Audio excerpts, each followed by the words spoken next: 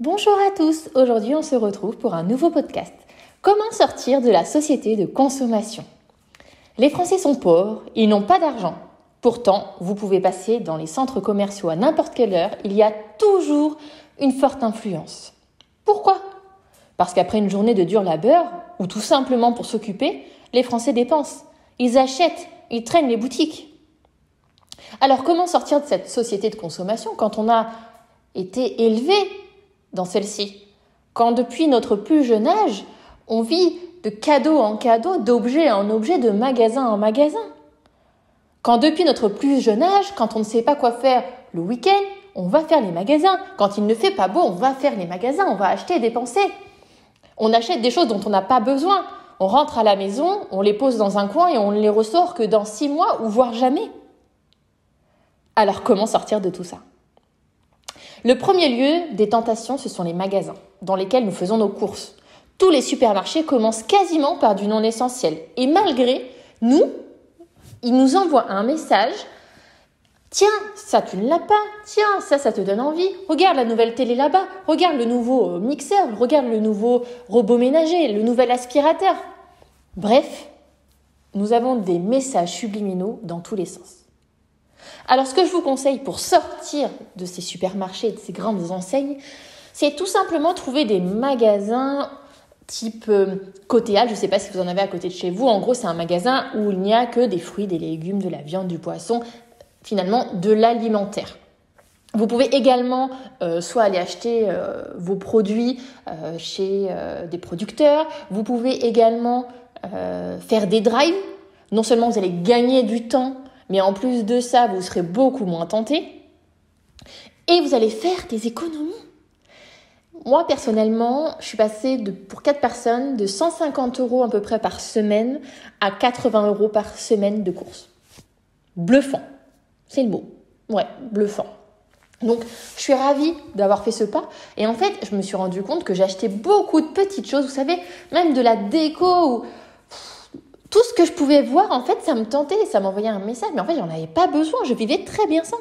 Donc vraiment, la première des choses pour éviter de consommer ou de surconsommer, c'est vraiment nos achats hebdomadaires, c'est les courses. Et donc, c'est d'essayer de trouver des endroits où on ne va pas être tenté. Autre chose qu'on peut faire pour sortir de la société de consommation, c'est d'arrêter de croire qu'il faut dépenser pour s'occuper. C'est vrai, quand on est au travail, on ne peut pas dépenser. Mais quand on sort du travail, on passerait notre temps à dépenser.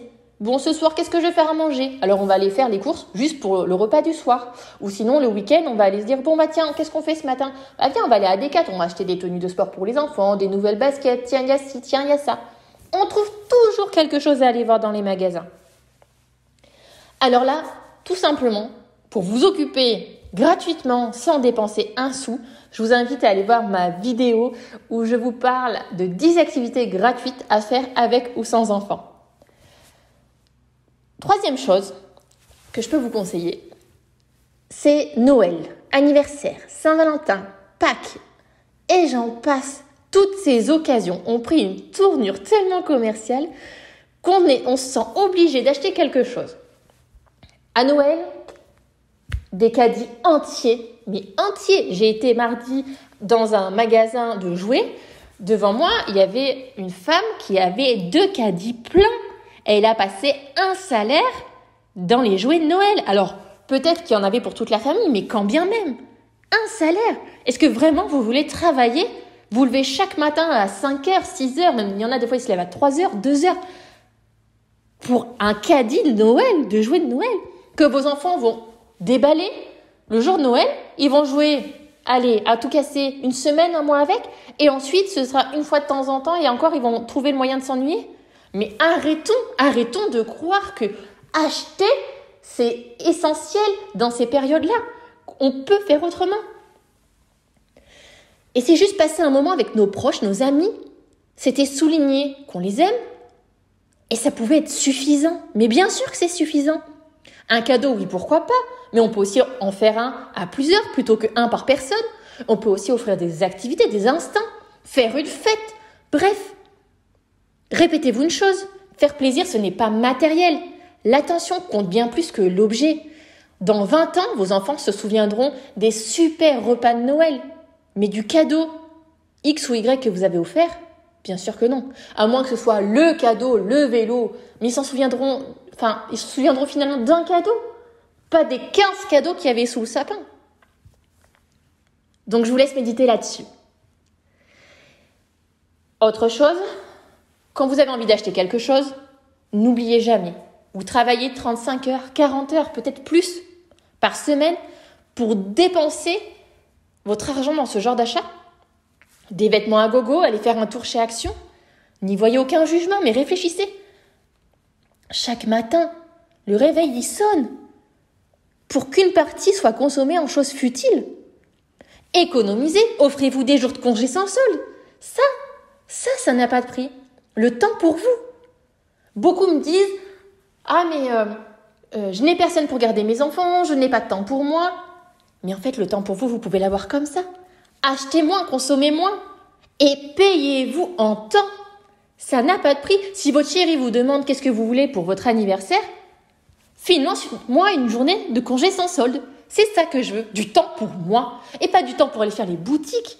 Mais du temps pour aller marcher, du temps pour lire, du temps pour cuisiner, du temps pour ranger la maison, du temps pour quelque chose qui vous fait plaisir à vous.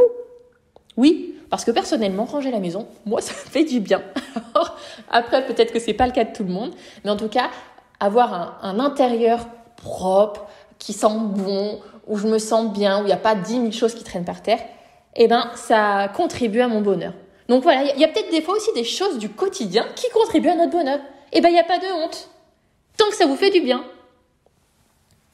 Partez en week-end, en voyage, découvrez des paysages, des cultures, vivez les mouvements et arrêtez de vivre à travers des objets. Je pourrais vous parler des heures de ce sujet qui m'anime, mais j'en garde pour un prochain podcast. En attendant qu'on se retrouve, prenez le temps de réfléchir à tout ce que je vous ai dit et offrez-vous du temps. Et moi, je vous fais plein de bisous et je vous dis à bientôt sur ma chaîne YouTube Objectif Bonheur. Bisous à tous!